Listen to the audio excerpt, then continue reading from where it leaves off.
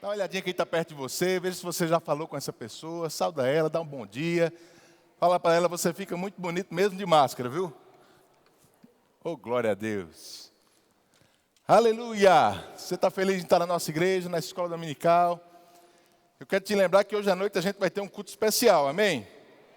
Você já tem convidados? Já chamou pessoas? Glória a Deus, eu consegui 3 convidados, Juliana mais 3, a gente está com muita expectativa do que vai acontecer essa noite, irmãos.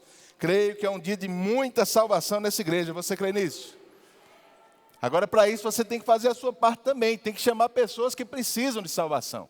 Então, dá tempo ainda, o culto é às 6 horas, você pode convidar, você pode ligar para aquele seu amigo, para aquele seu parente, que às vezes não tem tanta facilidade de vir para a igreja e diz, hoje vai ter um culto especial só para visitantes, um culto para os nossos visitantes. Então, eu queria que você fosse o meu convidado essa noite. Faz essa pessoa se sentir bem prestigiada, especial, e ela vai vir sim, com certeza. Amém? Você está na escola dominical, então a gente vai ter uma manhã de ensino hoje, amém? Eu aconselho você, irmão, a sempre que vir na escola dominical, trazer papel, lápis, alguma forma de anotar o que vai acontecer, porque são manhãs de ensino da palavra de Deus, e é tão importante a gente ter essas coisas anotadas para que a gente possa estudar depois.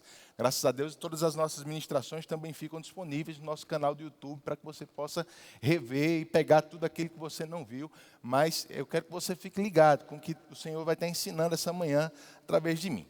Eu queria que você abrisse em Hebreus, capítulo 2, nosso tema, como o Guilherme falou, é nossa tão grande salvação. Esse é o versículo que inspirou esse tema, Hebreus capítulo 2, a partir do versículo 1, diz assim: por esta razão, importa que nos apeguemos com mais firmeza às verdades ouvidas, para que delas jamais nos desviemos. Pois se tornou firme a palavra falada por meio de anjos, e toda transgressão ou desobediência recebeu o justo castigo, como escaparemos nós, se negligenciarmos tão grande salvação? Como escaparemos nós, se negligenciarmos tão grande salvação, a qual, tendo sido anunciada inicialmente pelo Senhor, foi-nos depois confirmada pelos que a ouviram, dando Deus testemunho juntamente com eles por sinais, prodígios e vários milagres, e por distribuição do Espírito Santo segundo a sua vontade. Amém, queridos? Glória a Deus. Vamos começar por aqui. Esse é um texto bem interessante no Novo Testamento. O escritor de Hebreus, ele vem falando desde o capítulo 1, sobre como Deus ele tinha desejo de se comunicar com o homem. No começo do capítulo 1, ele diz que Deus de muitas vezes e por muitas maneiras falou à humanidade, falou ao homem, mas nesses últimos dias ele tem nos falado através do seu Filho. Aleluia! E agora no capítulo 2 ele diz, olha, nós precisamos nos apegar com mais firmeza a essas verdades que temos ouvido, porque falando do Velho Testamento, os anjos anunciaram tantas coisas, mas aqueles que negligenciaram o que foi falado no Velho Testamento, receberam castigo por causa disso.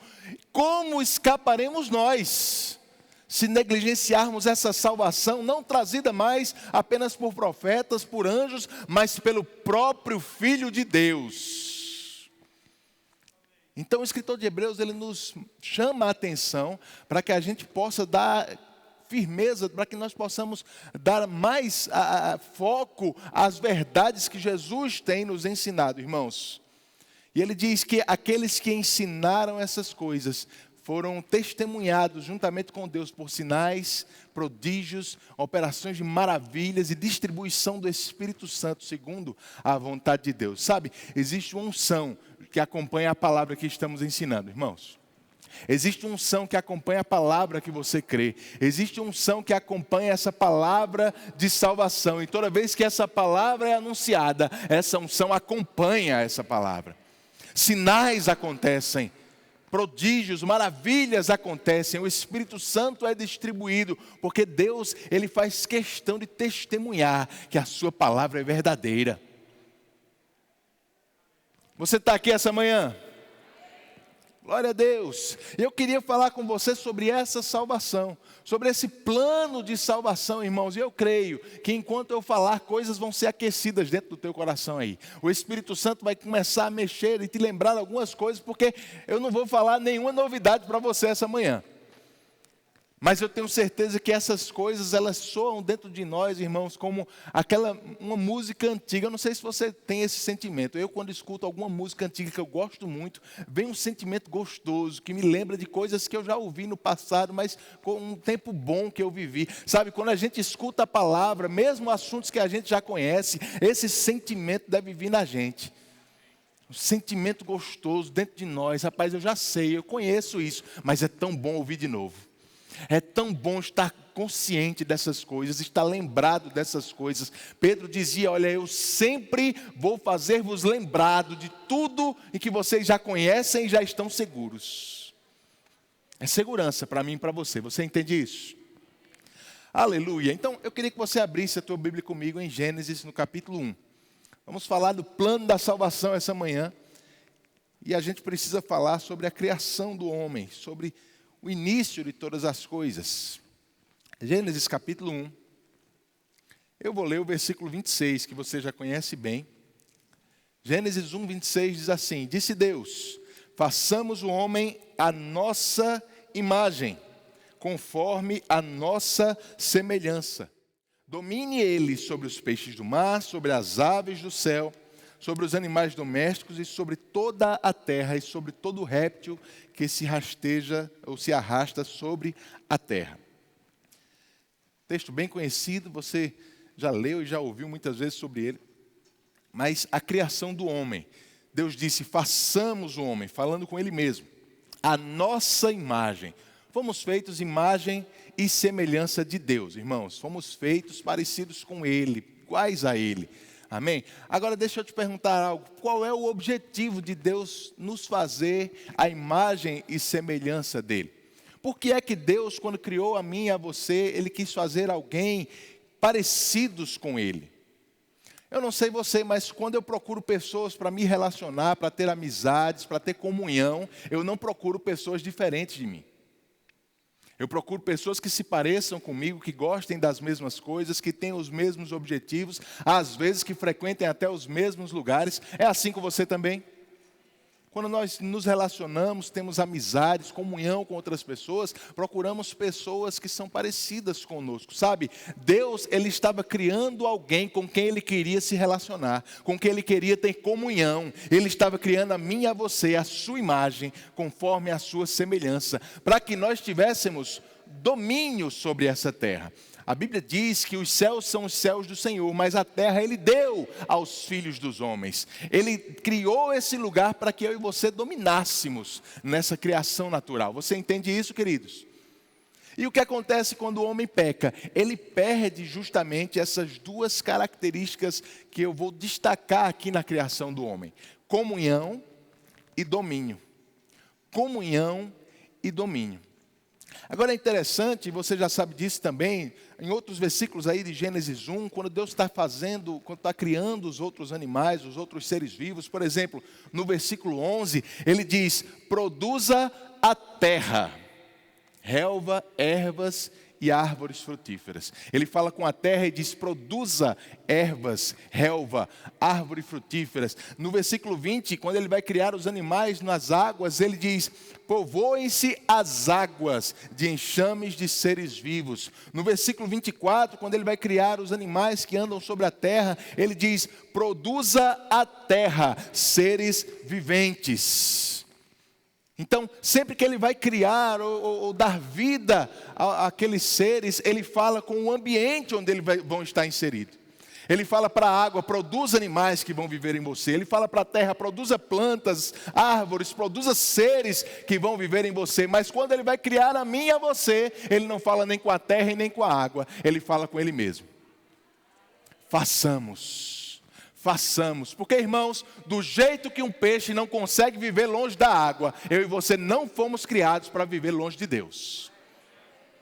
Nós fomos criados para viver nele, nós fomos criados para viver em comunhão com Ele, em relacionamento direto com Deus. Fomos criados para depender dEle, você entende isso? E isso é maravilhoso, irmãos. Às vezes a gente escuta tanto mensagens de independência por aí pelo mundo. O mundo fica pregando que nós temos que ser pessoas independentes de todo mundo. Mas eu e você fomos criados para depender de Deus. Não fomos criados para sermos independentes dele. Deus nos criou para dependermos dele para viver. Do jeito como um peixe depende da água, do jeito que uma planta depende da terra para viver, irmãos. Dependemos dele. Dependemos dele. E ele coloca o homem no jardim, coloca aquela árvore no meio e diz, olha, você pode comer de tudo, menos daquela. Porque no dia que você comer daquela, você vai ter conhecimento do bem e do mal. Você vai definir por si só o que é certo e o que é errado. E não vai depender mais de mim para dizer a você o que é certo e o que é errado. Mas você sabe o que aconteceu? O homem pecou. O homem pecou, comeu daquela árvore. E agora ele passava a ter uma vida independente de Deus. Ele estava agora mostrando ou dizendo com as suas ações que queria viver independente de Deus. Mas você sabe o que acontece quando você tira um peixe da água, irmãos? Pouco tempo depois ele vai morrer. Ele vai morrer. A fonte de vida. O homem saiu da sua fonte de vida. O homem agora estava se dizendo que Deus era desnecessário para ele viver, que ele poderia viver afastado de Deus. Aquela comunhão que Deus o criou para ter com ele foi quebrada por causa do pecado. O domínio que ele tinha sobre a terra, ele perdeu para o diabo naquele momento. A Bíblia diz que hoje o mundo jaz do maligno, ele é o príncipe desse mundo. Então a comunhão e o domínio que o homem perdeu, que o homem ganhou quando foi criado, ele perdeu no momento que pecou. Diga comigo, comunhão e domínio. Oh glória, você tomou café hoje, meu irmão? Aleluia, graças a Deus. Fala mais forte, diga comunhão e domínio. Esse é o tema que a gente está falando hoje. Estamos falando sobre salvação. E salvação, irmãos, é Deus trazendo de volta a nossa vida para esse lugar de comunhão e de domínio. Você vai entender isso mais essa manhã. Eu sei que eu estou ensinando, então é normal que você fique um pouco mais calado, mais introspectivo, pensando um pouquinho mais.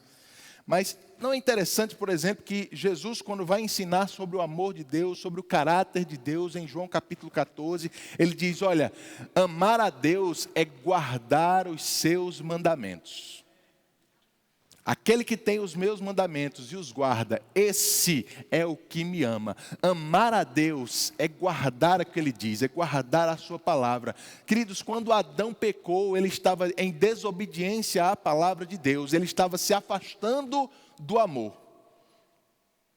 Ele estava se desconectando do amor de Deus para a vida dele. Por mais que Deus o amasse, ele não queria mais depender desse amor, ele não queria mais viver nesse amor. E a primeira coisa que ele faz, ele começa a acusar a esposa dele do pecado que ele mesmo fez. Foi a mulher que tu me desse. O homem longe do amor de Deus começa a acusar os outros. O homem longe do amor de Deus, ele vai perder o respeito, o amor pela vida das pessoas. É por isso que Caim matou Abel com tanta facilidade. O homem longe do amor de Deus vai andar na sua carne e vai espalhar a sua maldade pelo mundo. Foi isso que aconteceu em Gênesis capítulo 6. A ponto de Deus decidir enviar o dilúvio. Porque a Bíblia diz que a maldade do homem tinha se espalhado sobre a terra, porque ele estava vivendo independente de Deus, afastado do amor do Pai, afastado da comunhão com o Senhor. Mas graças a Deus, irmãos, que as coisas não pararam por aí. Deus, pelo seu grande amor que Ele tem por nós, Ele sempre teve um plano para nos trazer de volta para a comunhão que nós perdemos. Lá em Gênesis mesmo, no capítulo 3 ainda, depois que o homem peca, falando para o homem, falando para a serpente, Deus diz lá em Gênesis 3,15, porém inimizade entre ti e a mulher, entre a tua descendência e o seu descendente.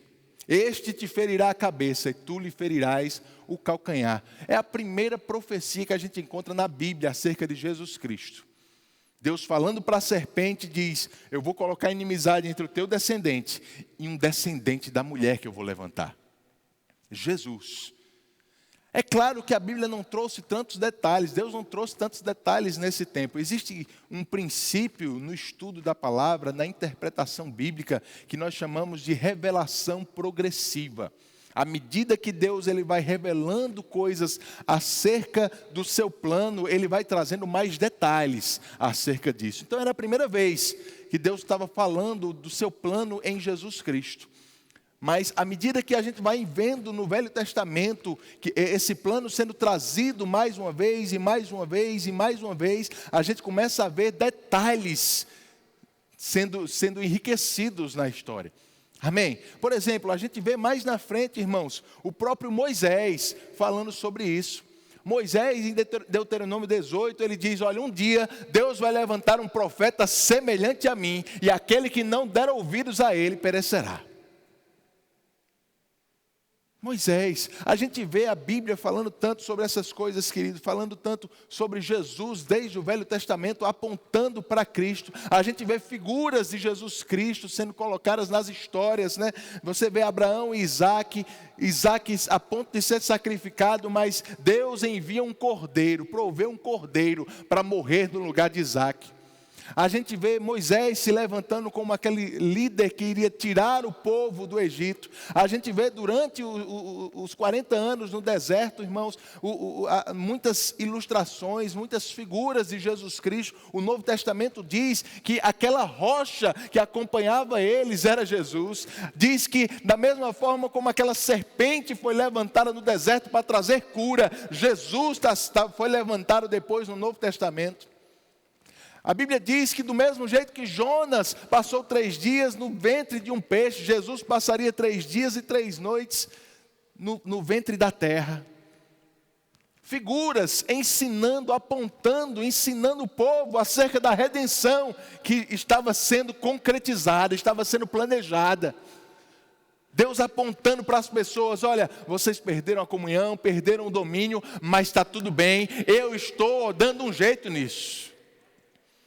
Eu tenho um plano para recuperar isso.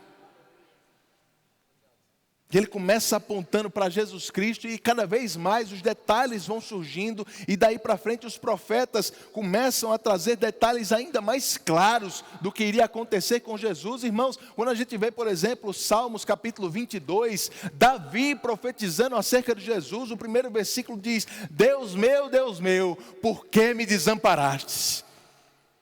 Olha que interessante isso, mais de 1000 anos antes de Jesus morrer na cruz, Davi falando o que ele falaria, quando estava pendurado no madeiro.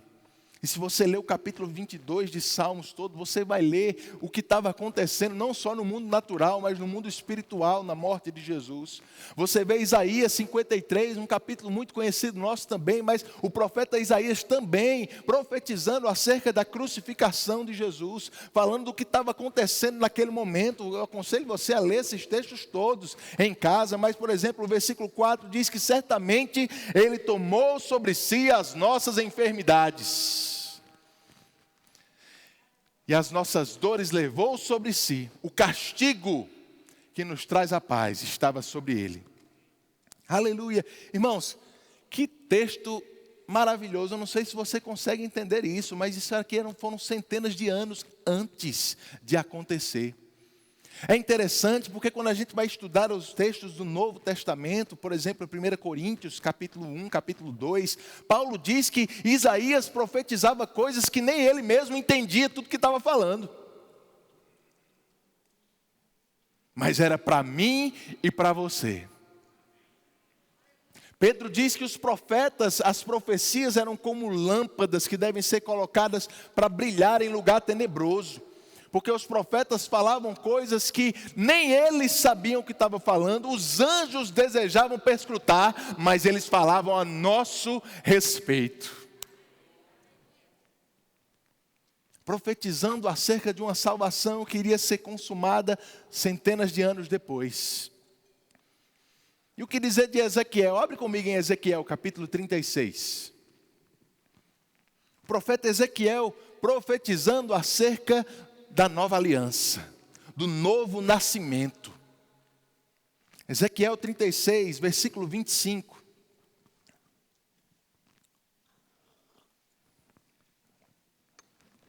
Diz assim, Ezequiel 36, 25. Então Aspergirei água pura sobre vós, e ficareis purificados. De todas as vossas imundícias e de todos os vossos ídolos vos purificarei. Dar-vos-ei coração novo e porei dentro de vós espírito novo. Tirarei de vós o coração de pedra e vos darei coração de carne. Porei dentre vós o meu espírito e farei que andeis nos meus estatutos, guardeis os meus juízos e os observeis. Aleluia! O profeta Ezequiel profetizando o novo nascimento. Uma mudança no homem, mas não por fora a princípio, mas por dentro. Um coração sendo trocado, um Espírito de Deus passando a habitar dentro dele. Aleluia. Deus tinha tudo sob controle, meu irmão. Deus tinha tudo sob controle. O homem, por mais que tenha decidido ir por um caminho diferente do que Deus gostaria, Deus não desistiu de mim e de você. Deus tinha um plano para nos trazer de volta à comunhão. Deus tinha um plano para nos trazer de volta ao domínio, à autoridade nessa terra. Deus tinha um plano para que a gente voltasse a habitar e a depender dEle. Dependemos dEle, queridos. Se você vai sair com alguma coisa aprendida essa manhã, saia disso. Saia com isso. Precisamos depender de Deus. Dependemos dEle. Sem Ele, nós não somos nada.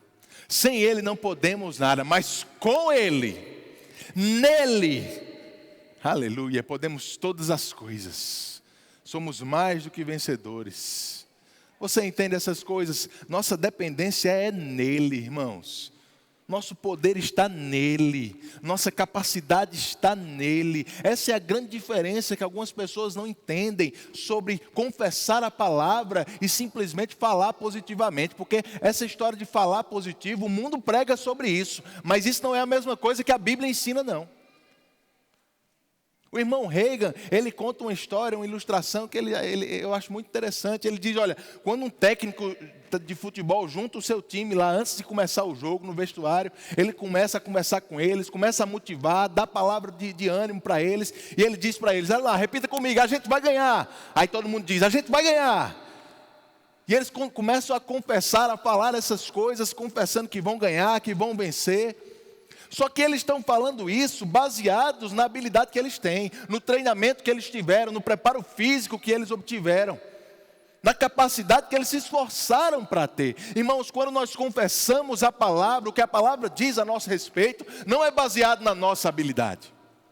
Não é baseado no que nós podemos, no que nós sabemos, é baseado nele.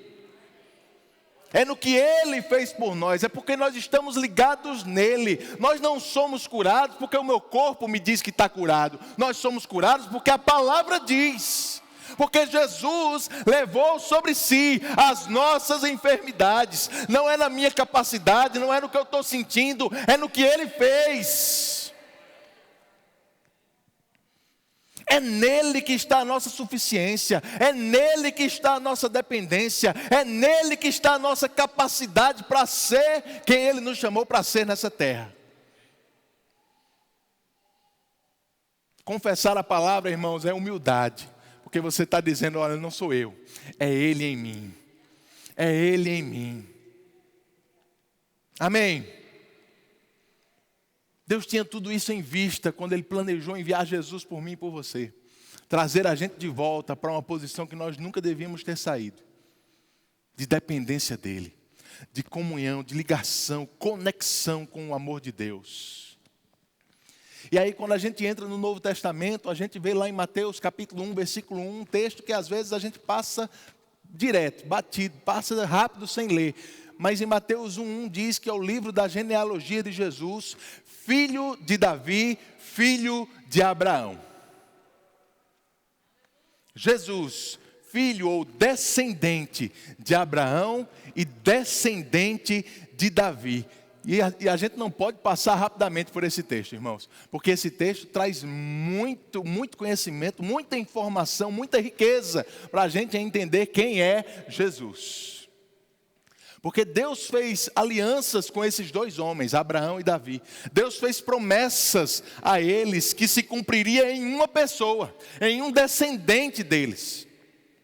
Por exemplo, quando a gente vai ver o que Deus falou para Abraão, Paulo diz em Gálatas capítulo 3, versículo 8, diz que a Escritura, prevendo que Deus havia de justificar pela fé os gentios, anunciou previamente a boa nova a Abraão, dizendo: em ti serão abençoadas todas as nações da terra.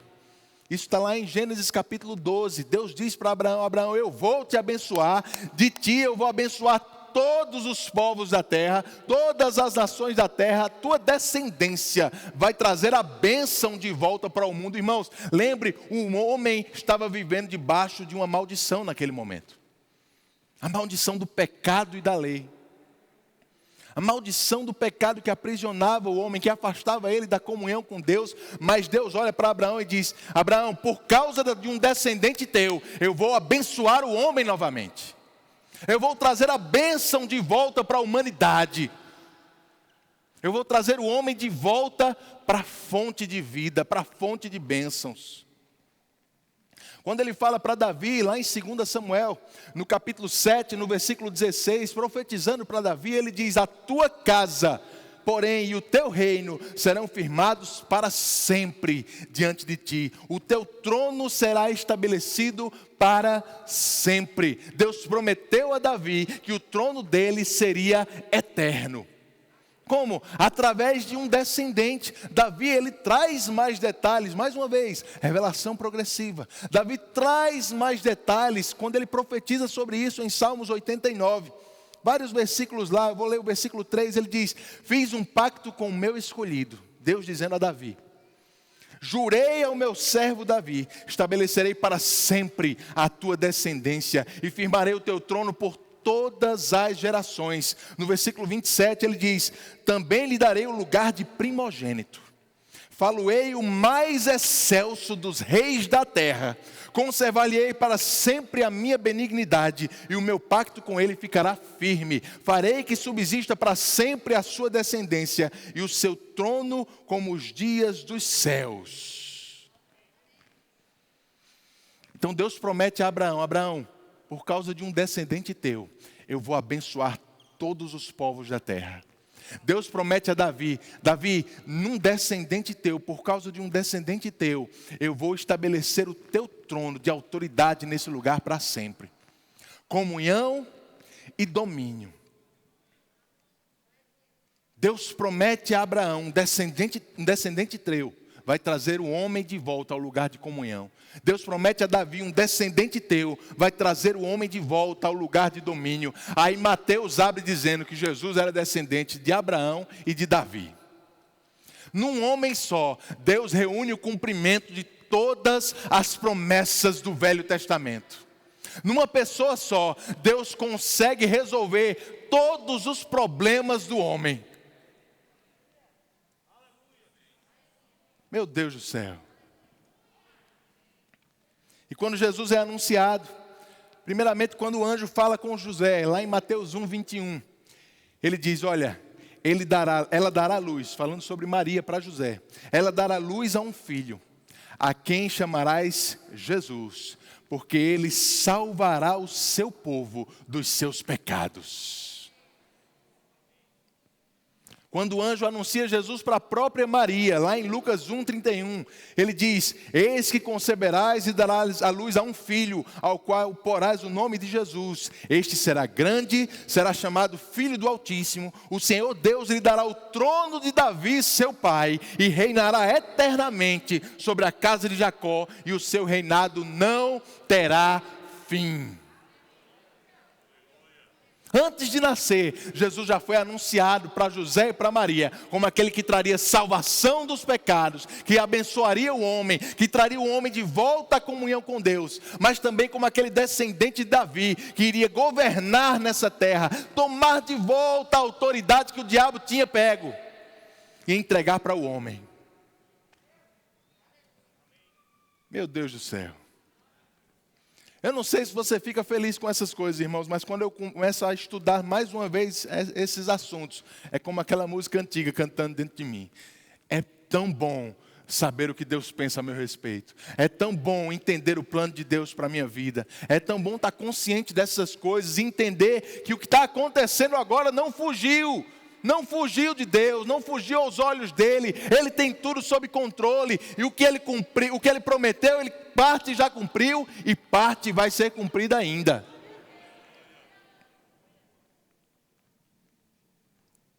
Aleluia! E a gente precisa entender essas coisas, irmãos. Quando Jesus trouxe a revelação da nova aliança, quando Ele trouxe a revelação do plano de redenção de Deus para o homem, Ele apenas estava trazendo mais detalhes do que Deus já tinha falado no Velho Testamento. Ele estava agora explicando com mais clareza ainda, coisas que Deus estava tentando falar desde o Jardim do Éden, de Gênesis capítulo 3. Mais detalhes, mais revelação, porque como Hebreus capítulo 1 diz, Ele falou de muitas vezes, de muitas maneiras, pelos profetas, mas hoje Ele tem falado pelo Seu Filho. É por isso que quando a gente vê João capítulo 3, aquele texto que é tão conhecido nosso, né? Jesus conversando com Nicodemos.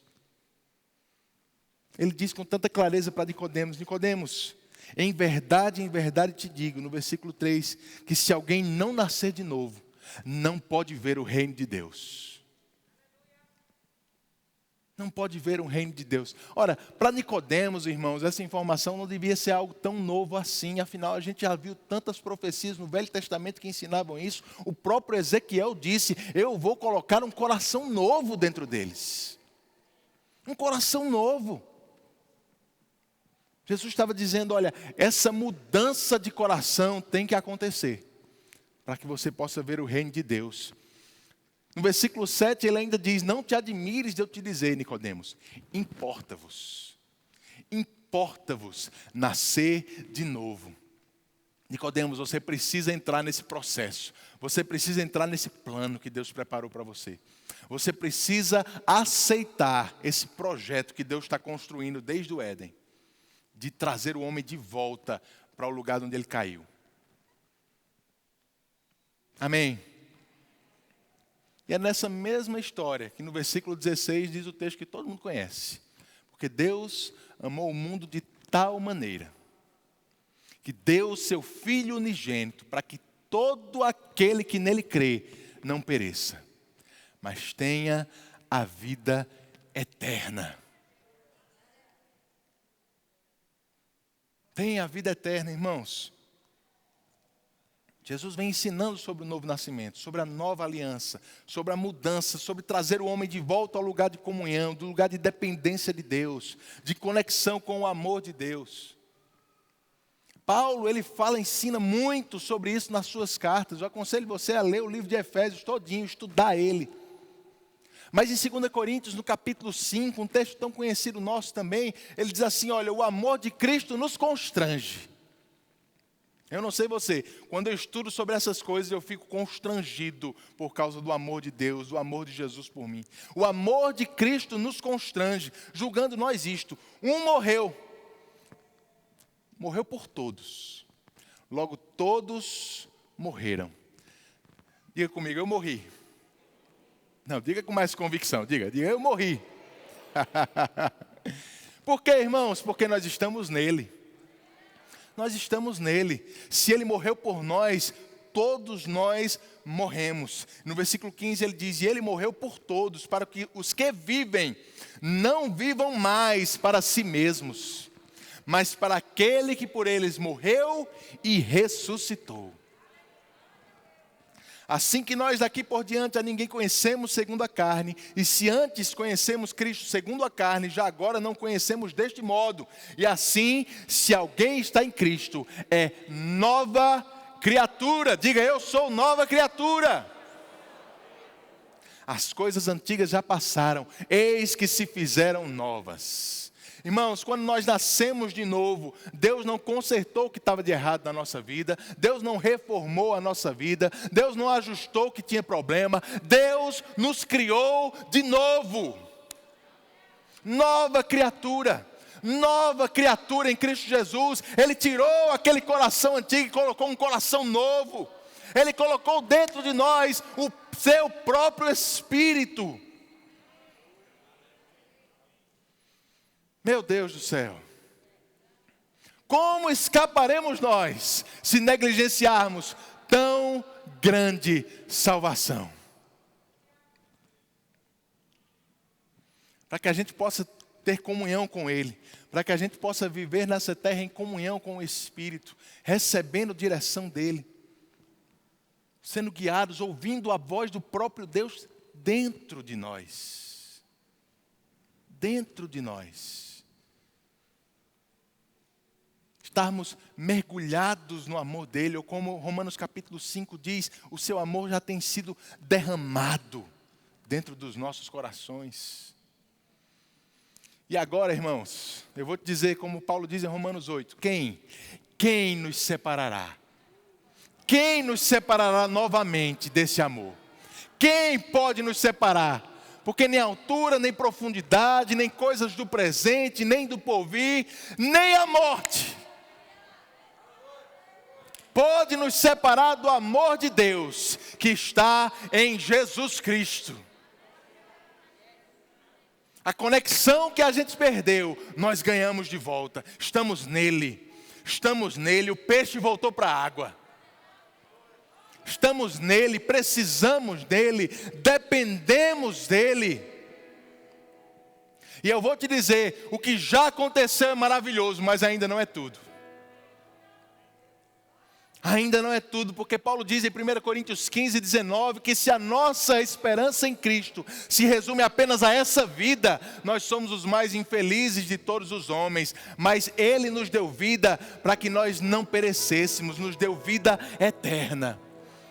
Nunca esqueça disso, irmãos, nossa vida estava destinada ao inferno, mas hoje a nossa eternidade mudou. Nossa eternidade mudou por causa dEle. Nos alegramos com tudo que temos direito em Cristo nessa vida, sim. Mas isso aqui não é nada, comparado à eternidade que está nos esperando. Na verdade, a Bíblia diz que a gente está só fazendo um estágio aqui. Tudo isso que nós experimentamos são vislumbres dos poderes do mundo vindouro. Meu Deus do céu. Nosso espírito foi recriado. Nosso espírito foi redimido. Mas em Romanos 8, Paulo diz que toda a criação geme, suporta angústias até agora, aguardando a redenção do nosso corpo. Porque vai ter um dia, queridos, que o que aconteceu por dentro vai acontecer por fora também. Esse corpo mortal vai ser revestido de imortalidade. Esse corpo corruptível será revestido de incorruptibilidade. Deus vai dar uma ordem. Jesus vai vir dos céus. Aqueles que morreram em Cristo vão acompanhá-lo.